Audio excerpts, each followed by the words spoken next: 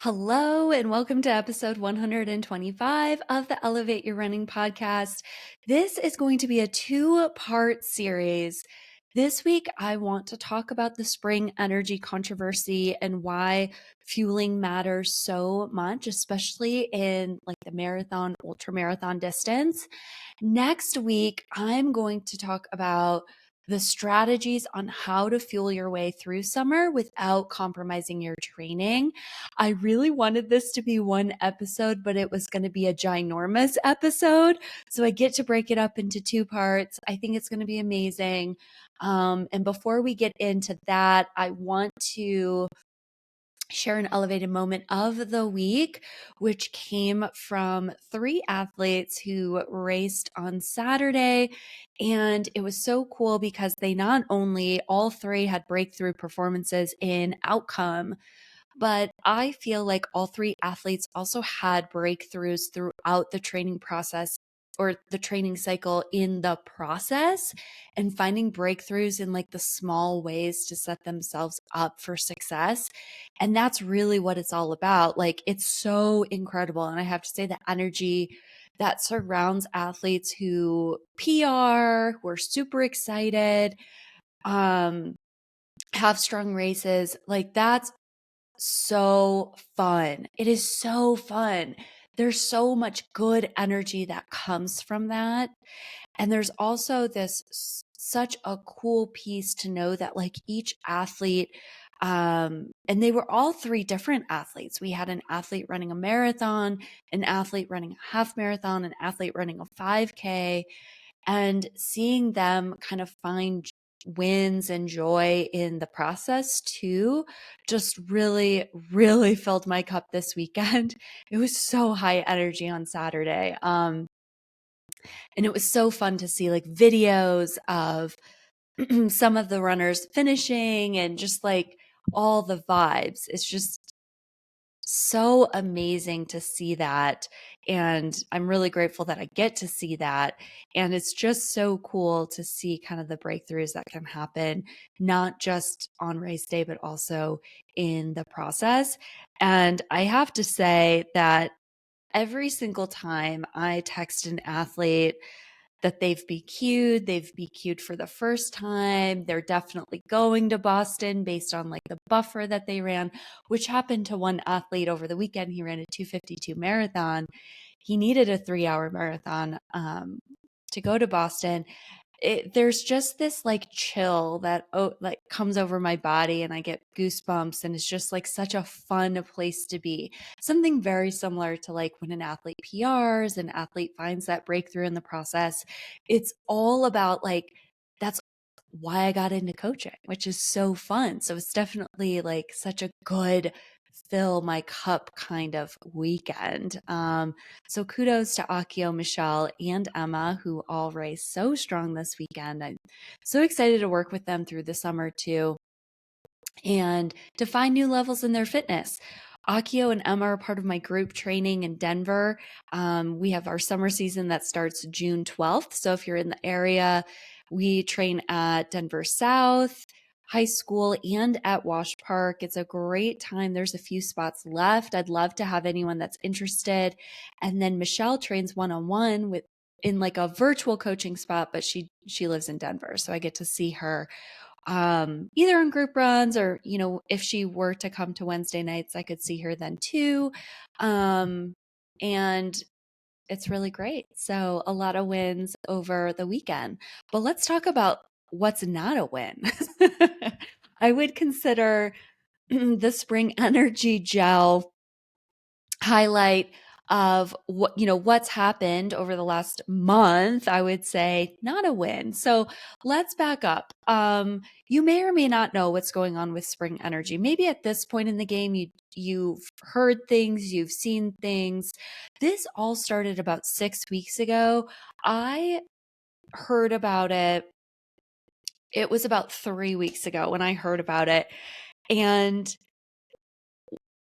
what essentially happened is Spring Energy has a gel that is uh, marketed as a high carbohydrate gel.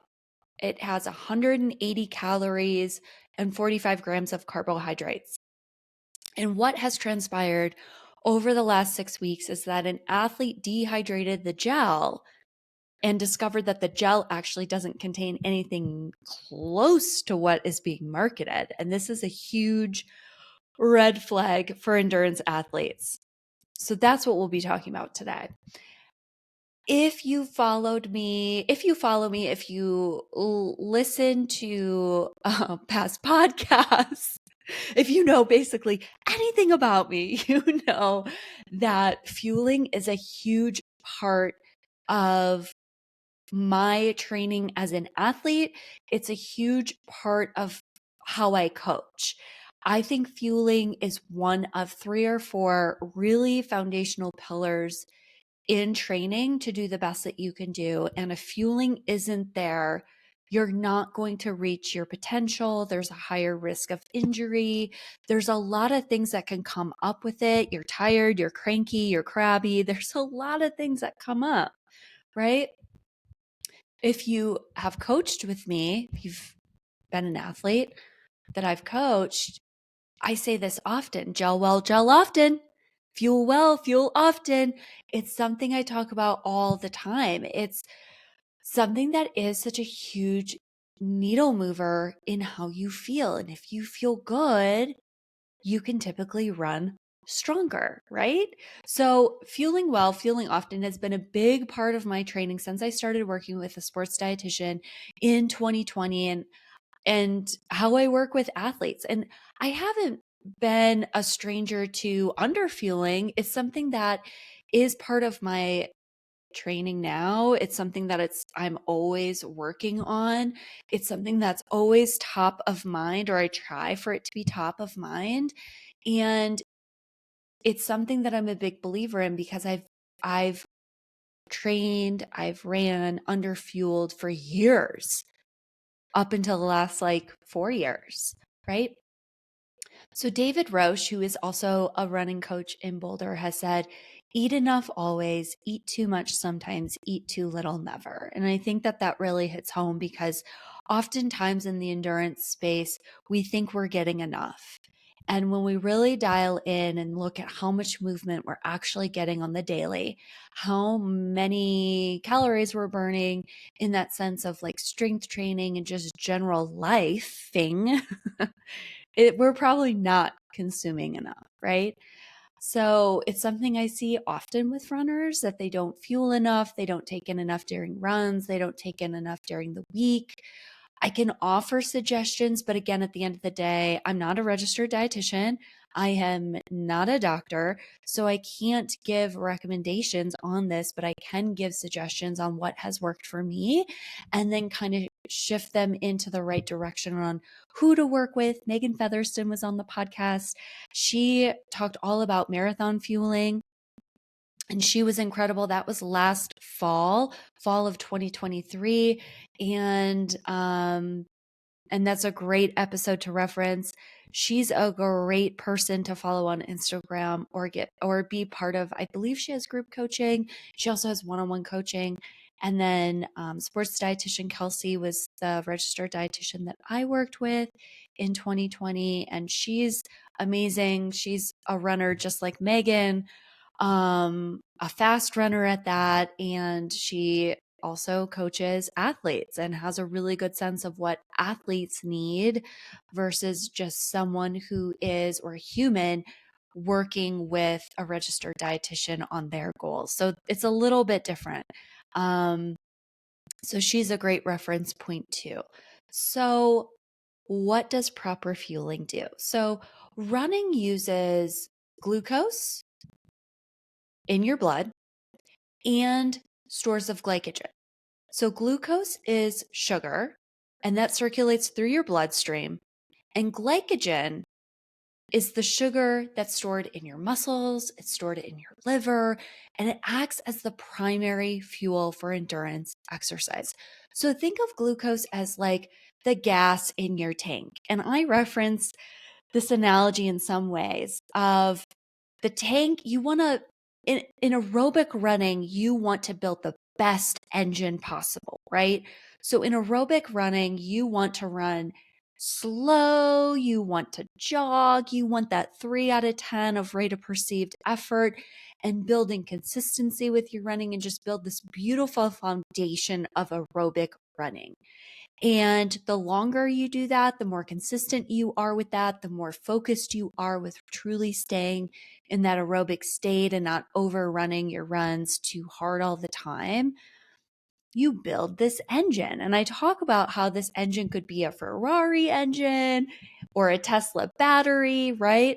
Or it could be like something like a lower end engine that just doesn't have the capability to drive up a mountain at altitude strong and confident, right?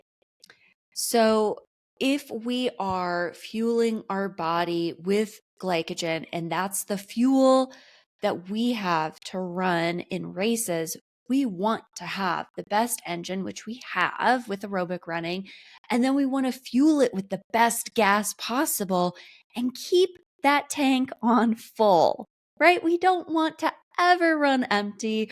We don't want to be feeling like we're just slogging along to the gas station because we have zero gas left in our body. So we really want to fuel our body well and keep it primed, keep it on full for as long as we can. So you can do this by eating plenty of carbohydrates, and that can help ensure that energy stores are ready to support any training, any workout, any long run that you have. So, proper fueling allows the athlete to tap into their potential by running with that fuel tank full. And you're able to replace carbs that you're burning through essentially during running or racing. And you want to replace them as best as possible, replace as most of them as possible to keep that fuel tank as full as you can. Now, obviously, when we're racing a marathon, we can't keep that tank full over the course of a 3, 4, 5 hour marathon. We just can't, but we can limit the damage. And that's kind of where, in my opinion, spring came into play, because this was one of the highest carbohydrate gels on the market. What I loved about this gel is that it's high calorie, it's high carb, it's all natural ingredients. It has, it's made with rice and sweet potatoes and maple syrup and cinnamon and salt. And it just had all the goodness. And for anyone with a sensitive stomach like me, that was a great gel to have and to say, oh my gosh, I'm getting in so many calories. I'm getting in so many carbohydrates. I have trained my stomach to take in X number per race or X number per training run. This is incredible.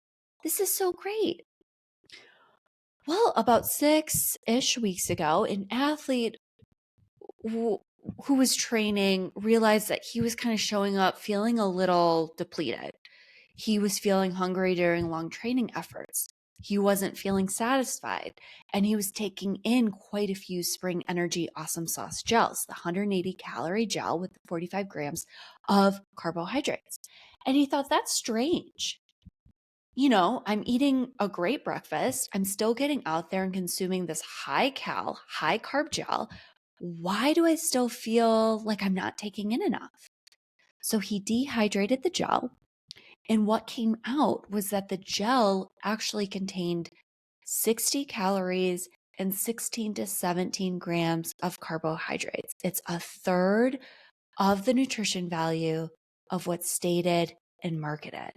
And this gel is over $4 a gel, which I think adds just a little bit extra burn to all of this. So it's an expensive, or it's one of the more expensive gels on the market. Let's break this down in terms of running a marathon. Now, I think as a little asterisk to all of this, I think if you're running a 5K, a 10K, and I'm going to argue a half marathon, you can get away with either this gel or a combination of other gels, and you'll be okay. I ran the Indianapolis half marathon in October of 2023. It was my breakthrough half. I ran a low 128. I ran a 128.07. It's if you're watching the video, I have the biggest smile on my face. That race was an A+ race. It is one of the races I'm always going to remember. I also created a reel and a YouTube video on how I fueled this race. I ate a really great breakfast that consumed of a bagel, a banana, and a Spring Energy gel. I had 2 shots of espresso, which is my go-to for a race day.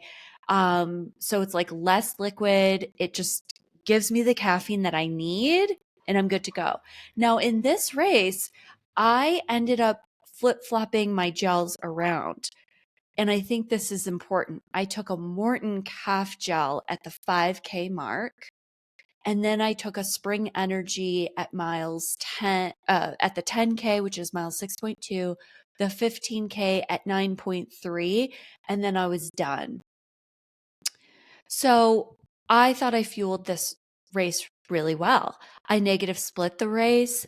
I ran the strongest half marathon of my life. I started out a 128.07 is a 640 average. I started out running about 650 to 7-minute mile pace for the first 5K and cut down every single 5K. My last mile came in at 624 and I felt really strong. I felt good. I just hung on to the girls that I was running around. Now, I think it's interesting because I took Spring during that race, but I think what's interesting is that I had a big breakfast. That breakfast also included nut butter. So there was a lot going on that breakfast. I also took 100-calorie gel first, not the 60-calorie gel, which I had been taking in, let's say, most of my marathons. We'll get to that. So I had a nice 100-calorie gel at the 5K, and then I had a few springs to get me through for the rest of the race, but I was only running 88 minutes. And I think with the breakfast I had, probably the carbo load and the fueling I did the day before, which was super dialed, one of my best carbo loads, dinners the night before, everything was very, very dialed for that race. It was also my birthday. Maybe that had something to do with it. It worked.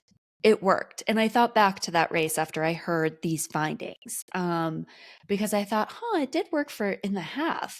But then when I started to dial in everything I just communicated with the day before, the breakfast, front loading with the 100-calorie gel, having that caffeine kick in at the 10K, maybe running another 10K on very little, right? 120 calories, maybe 30 grams of carbs. I did such a great job going into that half that it didn't impact my race. But with the marathon, you can't get away from that.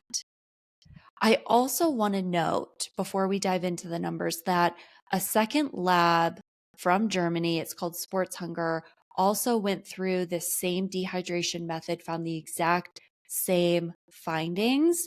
That report came out last week. Spring Energy came out with, they released a statement over Memorial Day weekend stating that there are batches of gels that are inconsistent and they're going to reformulate the gel and come back with a new gel. So we'll see what happens with them. I think that the damage is already done. I think if they come out with a reformulated gel, it's going to take a while for me to personally try it. And I'm probably going to be really just hard on it, like really thinking about like, does this actually work in these long runs? So it'll be really interesting to see what happens with Spring Energy as a company. What has been kind of noted on Reddit, which is where all of this started, as well as with other really important people in the running industry, is that it's not just the Awesome Sauce gel with Spring, but it's most likely all of their gels. So right now, the feed.com, at least when I'm recording this on Monday, June 3rd, the feed.com has all Spring Energy gels on sale They're half off, which I think is appropriate given they're about a third of what they state, but half off is still a good deal. So you can get those while they're available. And if you want, in the description notes, there is a link. Elevate Your Running has a link through the feed where if you sign up through that link, you get $20 in store credit per quarter. So it's $80 a year. You don't have to do anything for it. You just sign up for the feed, order your gels. The credit will be applied to your account every single quarter. It's pretty cool. I know they do that with a lot of different groups now. And the Elevate team has had it for about 2 years, which is pretty cool. And I invite you to try it and try out some different gels. So that is spring. I want to get back to how this breaks down in a marathon. So let's say you're consuming one gel every 5K, which is what I recommend as a coach. It's what I do in my own training. That's going to be 8 gels, right? So if you're taking in, let's say you want to take in all awesome sauce in your marathons, which I have in the past. Not everyone, but I have in the past. That would be 8 gels at 180 calories, which is 1,440 calories. That's huge.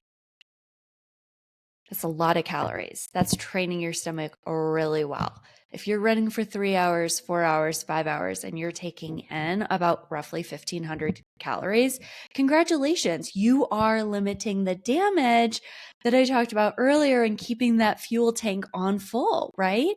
It's definitely not on full, but it's also not on empty, which is a huge win in the marathon. But let's go back to what's actually happening. You're taking 8 gels at 60 calories. That's 480 calories, which is definitely putting your body, if you're working 3, 4, 5 hours at a hard effort, it's putting your body on empty. And it's just a matter of when in the race you're on empty. And it creates a huge under fueling issue. Now, I did not do the calculations for the carbohydrates, so I'm just going to do that really quickly. If you have 45 grams of carbohydrates in 8 gels, that's 360 grams of carbohydrates, which is a great place to be. But what you're actually consuming is 128 grams of carbohydrates. And that's a huge difference. That's not fueling your glycogen stores. It's not giving your muscles the power and strength it needs to run a race of the marathon caliber. And it's just simply not enough. And I think if you have been using Spring Energy, you're probably having some aha moments like I have. I know that this is a huge underfueling issue, right? Huge.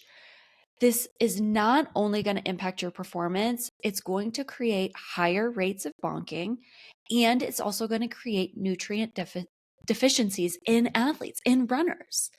And some runners are more sensitive to this aspect of training than others because we all go through different walks of life as humans. And there are some runners who have an unhealthy relationship with food and with fueling their body, whether they know it or not. And some of them coming back from that and getting into a healthier space, a healthier zone, are doing everything that they can do to be healthy, and leaning into a gel like this and then finding out that it's actually quite a bit different, and it's actually fueling the fire to have more stress fractures, to have a bigger nutrient deficit. It's a big deal for a lot of athletes, a lot of runners. I took the stance when I found out, and I waited to talk about it on social because I wanted to, one, get my thoughts together on it. I wanted to get my feelings together on it. And I wanted to get a sense of like, how do I feel about this, right? It absolutely sucks. I think everyone can say that. It just absolutely sucks. Like no one wants to feel betrayed or lied to or that their trust was like mishandled, right? We don't want to feel that way. And I think it's also true that like if we've had tough races in the past, this could be a really good indicator of why, which on one hand could make people very upset. And I know a lot of people who are very upset about this. And I am to some extent, but also we can't do anything about it. What's done is done. And what is coming up for me around this is how exciting the fall racing season is going to be, because if we're actually fueling the right way with the right amount of calories, the right amount of carbohydrates, can you imagine the breakthrough races that are going to be happening this fall? I am so excited, and I'm so excited for the athletes I get to coach, the people to celebrate on social media, and I'm really excited for myself. Like I have been banging my head against a wall after CIM. And I've shared with some people in like one off conversations, like friends of mine, running friends, good friends, like after this coming fall race, I really felt like the race I'm running in the fall of 2024, if it doesn't go well, I'm probably hanging up the marathon because I feel like at 7 attempts, I have been like spinning my wheels. It's it takes a lot of time training. I run 75-mile weeks during like the bulk of training. I still have strength training and a lot of mobility. The recovery aspect just continues to grow the older I get. I am a master's runner. And there's also a really big monetary investment that goes into this for me between my coach and traveling for races, all the food I need to eat, right? Like you guys know. And it's just taking a lot. And after my last race at CIM of December 2023, I was heartbroken. And I'm pretty sure I've talked about this on the podcast. Like, I felt like training had been I had the best training cycle of my entire life. I PR'd the 5K, the half in races. I was 4 seconds off a 10K PR at altitude. And I went into CIM and absolutely bombed. And the only thing my coach could think about it being, because she's like, the data is there, everything was there to support it. I ran my exact splits that I needed, a 7:03 to a 7:04 for the first 10 miles of CIM. And then things started to go sideways. And she said, the only thing I can think of is that maybe you got nervous or you weren't really excited to run this race. And I'm like, well, I don't know, maybe, but I kind of was excited. And like, it wasn't like, wow, I really wish I wasn't here doing this. Like, I was really excited and I felt really confident. And I kind of felt like that 7:03, 7:04 pace for me felt slow, and I was so excited to see what I could do in the second half, because the second half I was supposed to start to like click down to like get some miles at 650 to start practicing sub 3. And it didn't happen. It just didn't happen. And it was heartbreaking on a lot of different levels. It was really difficult to be there that day as an athlete who had a very tough day, and having and getting to be a coach for the athletes who were there that I was coaching. And it was just a lot emotionally. And it's been something that's been on my mind. CIM, Boston, like all these races that just haven't gone what we would consider great. I think it's all relative, and you have to look at what the athlete's goal is versus what they're running before you can comment and say that wasn't a great race. Because I realize that my marathon time is a very strong marathon time, and a lot of people would love to run a time that I've run.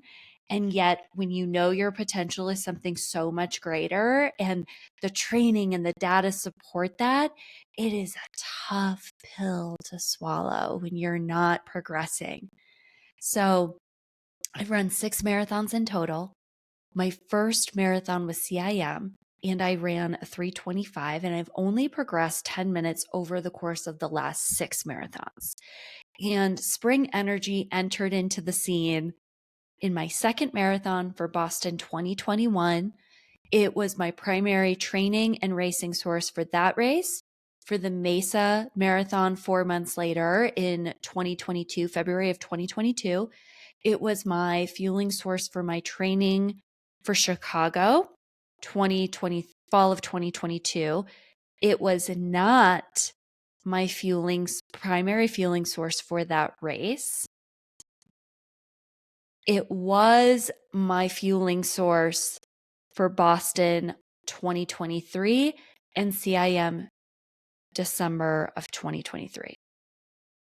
But it had stopped being my training primary source after Chicago because I was getting sick of the gel day in and day out.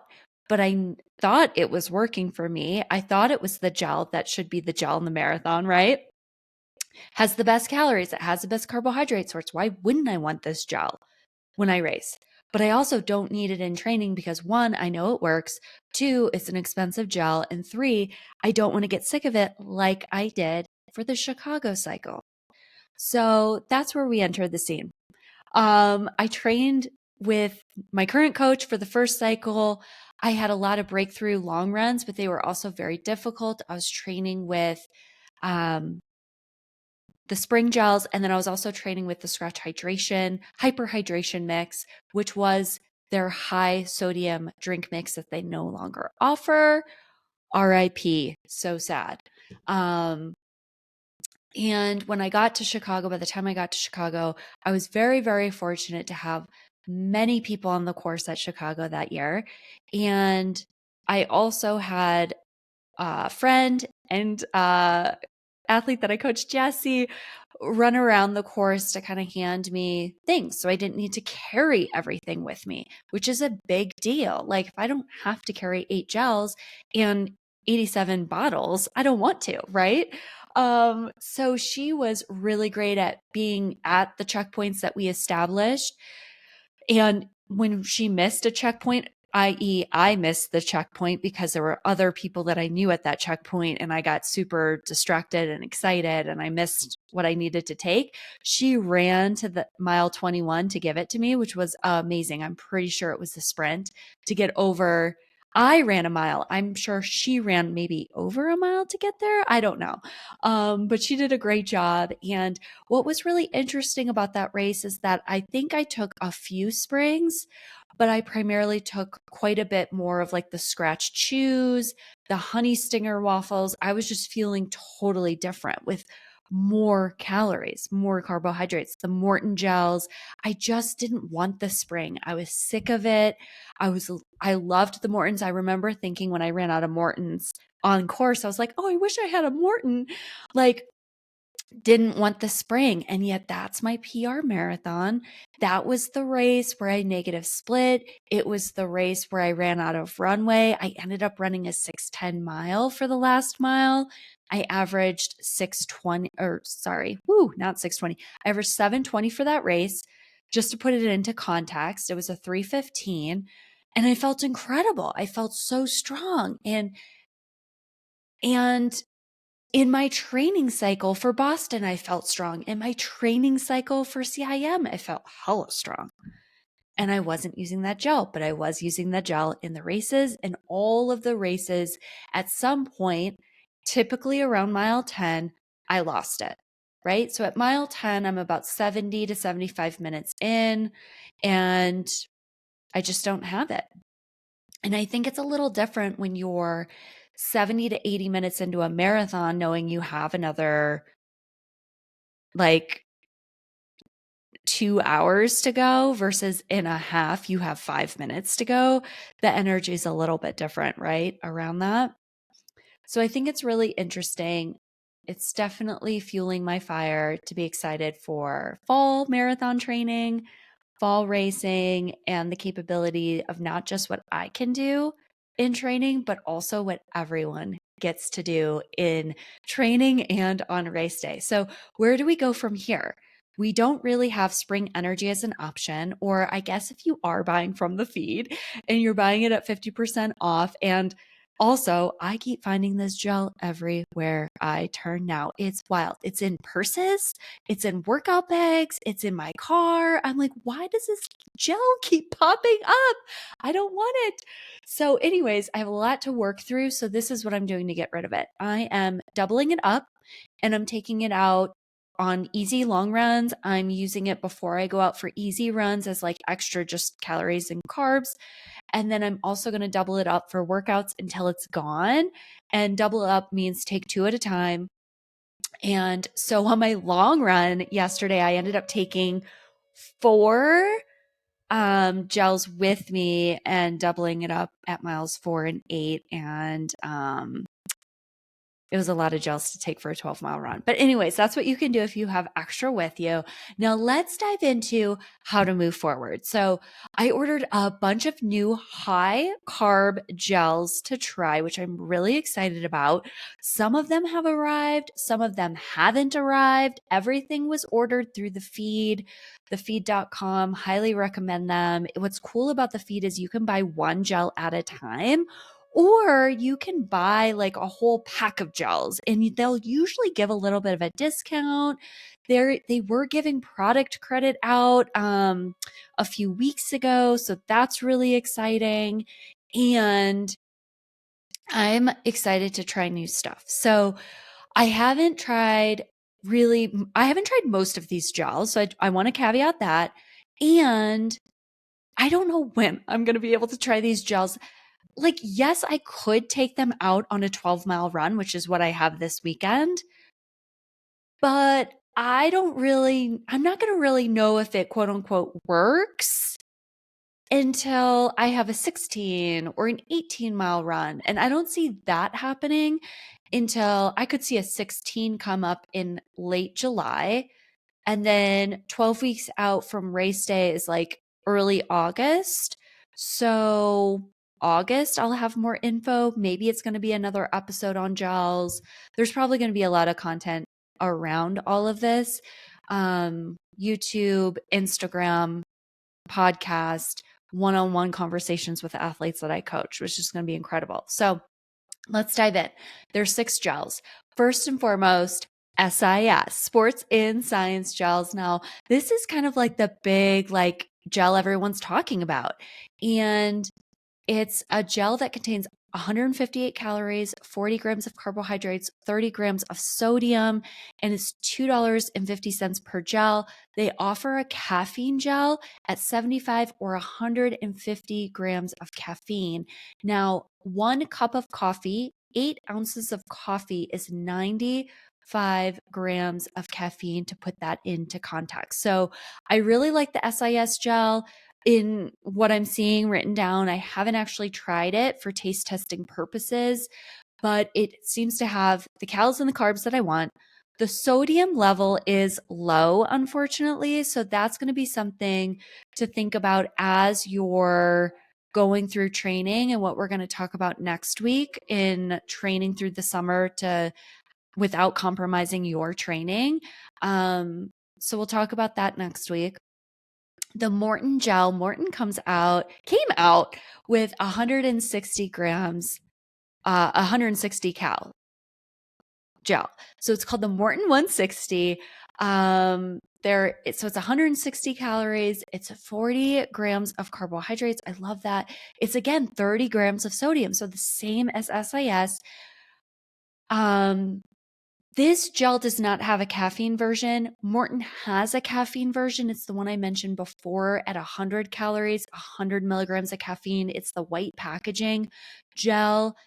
If you're familiar with their packaging, highly recommend that caffeine gel.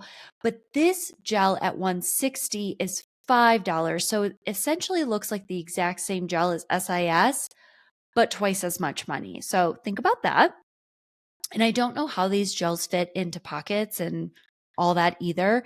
I think they're all on the bigger side, like Spring Energy. So it's going to be interesting to see how this all plays out over the summer. So definitely another episode to follow up in a few months, which is going to be really exciting.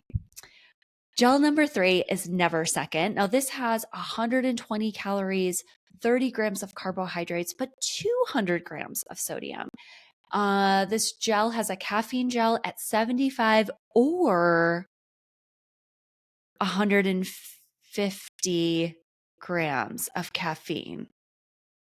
No, I'm sorry, just 75 grams of caffeine. Sorry, SIS is the magic bullet with 150 grams. So Never Second, the calories are a little bit lower, the carbohydrate grams are a little bit lower, but the sodium is up. And it's $3.50. So it's kind of right in like the middle kind of price point that we're looking at. I kind of see this already as a mix and match situation where I might be leaning into SIS and Morton 160, probably SIS just to save some money. If I can't tell any difference between the two, SIS, and then adding in the Never Second. So it could be 2 SIS and then a Never Second, an SIS, a Morton calf gel, and then go back to like an SIS just for like making sure you're still getting in some sodium, which is a huge piece to racing well. So it's going to be really cool to kind of see too what the formula and what the combo, the gel combo is as we go through this cycle. The fourth gel is Precision Fuel that has 120 calories, 30 grams of carbohydrates, 0 grams of sodium. It's $3 per gel. They have a caffeinated gel at 100 grams. So this one seems like a pretty middle of the road type of gel. It doesn't have anything extraordinary, but it's also like, hey, if you have it, this could be a good gel to supplement. This could be a good workout gel, actually. And making sure that you're getting your sodium levels in elsewhere, I think that'll be huge. The fifth gel is Honey Stinger. So this is a gel I've used before. I really love this gel before workouts. I used this gel in my first marathon. This is going to be at 90 calories, 24 grams of carbohydrates, 45 grams of sodium at $1.75. They have a 32 gram of caffeinated gel. So that's nice if you want something a little bit under, maybe it's like a third of a cup of coffee and the caffeine in that cup of coffee. I think, some of us don't need a lot of caffeine when we're running, especially I highly recommend practicing it in training. I highly recommend that you monitor your heart rate. I know some athletes who take 100 milligrams of caffeine and their heart rate skyrockets. And if you're running a marathon, that's like the worst thing you want to happen. I know other people who have taken 5 or 6 consecutive Morton caffeinated gels in the course of a marathon, which is 5 to 600 milligrams of caffeine over the course of the 2 hours and 41 minutes it took him to run that marathon. And he was fine. And he was like, I felt so good. So know your body, know what you like, know what you don't like, what works and what doesn't work for you. And then lastly, GOO. GOO is 100 calories, 23 grams of carbohydrates, 55 grams of sodium at $1.60 a gel. It has 55 grams of caffeine in their caffeinated version. And I think, GOO is, you either love it or you don't. It's all man-made, so it can upset your stomach pretty easily. It's not a gel I recommend, yet it is the gel. So there were 9 gels in total that were part of a GoFundMe that was established after that initial report came back from that runner who dehydrated the gel and found the Spring Energy gel was much, much, much lower than what they marketed. The second study came out from the firm or the firm in Germany, as well as this second GoFundMe that was funded by runners to test all 9 gels. And so right now, as of today, June 3rd, Only 2 of those studies have come back, which is Spring Energy, which confirmed everything. So this is now the 3rd test that confirmed 2/3 less of everything mentioned on the packaging. And then Goo. Goo came back spot on, which doesn't surprise me because it is all man-made, so it's very easy to measure and make sure that it's accurate, but it is a gel that can disrupt the digestive system. So if you have a sensitive stomach, Goo's probably not going to be your best choice. I think if you're looking for something close, you could go to Honey Stinger. I think Honey Stinger is awesome for workouts. I like this one particularly in the summer. The first ingredient on the packaging is honey. So it kind of sits a little bit better on those warm workout mornings or workout days than some of the other gels. All of these gels outside of Morton come in a variety of flavors, which are really cool. SIS has one that I ordered in strawberry lime, which I'm really excited about. Never Second has a caffeinated cola gel that's supposed to taste like Coca-Cola, which is cool if you like that taste. I know a lot of runners do. Honey Stinger has a lot of fruity flavors. So it's going to be really cool to kind of see what we do with all this information. I think it's an opportunity for all of us to learn more. I think it's an opportunity for us to also hit pause and take a second to think back on all the training that we've done with these gels and what's been working, what's not been working. And when you factor in that fueling has been such a huge component, how does that move the needle for maybe what you were capable of doing? And I think the most important piece out of all of this is that now we have data. We know more, we're educated on this more, and we can take all of this information that we discovered over the last few weeks and use it to elevate our running and to elevate our training. And that's how I'm choosing to look at this.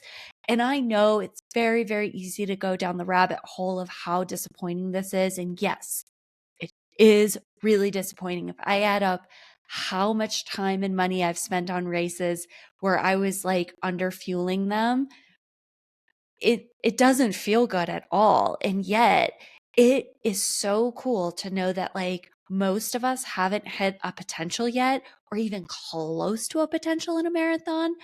Um, I got to spend some time with Jason Fitzgerald over the last few weeks. He's the host of the Strength Running podcast.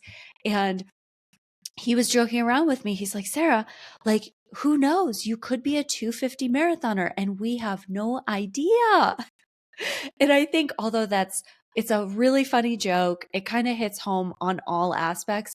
I'm definitely not a 250 marathoner, but I think knowing now the potential I had, thinking through the potential that you had in your races, and if you fell short, that potential you probably could have ran it, which is really exciting.